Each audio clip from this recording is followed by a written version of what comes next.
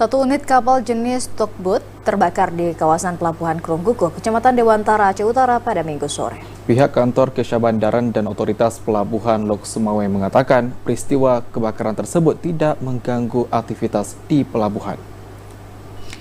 Inilah visual amatir yang memperlihatkan detik-detik terbakarnya satu unit kapal jenis tugboat di kawasan Pelabuhan Krunggukuh, Kecamatan Dewantara, Aceh Utara pada Minggu sore.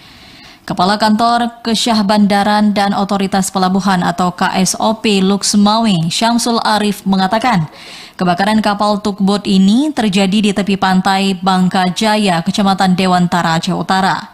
Lokasinya berada di luar Pelabuhan Krunggukuh sehingga tidak mengganggu aktivitas di pelabuhan tersebut.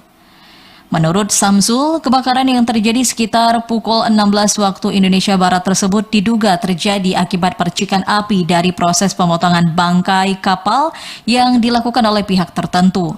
Tidak ada korban jiwa dalam peristiwa tersebut dan api pun berhasil dipadamkan beberapa saat setelah kejadian.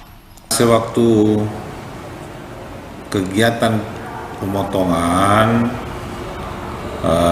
mungkin ada percikan api atau apa, menimbulkan kebakaran yang ringan, tidak berat dan sudah ditanggulangi dan tidak ada menimbulkan korban jiwa.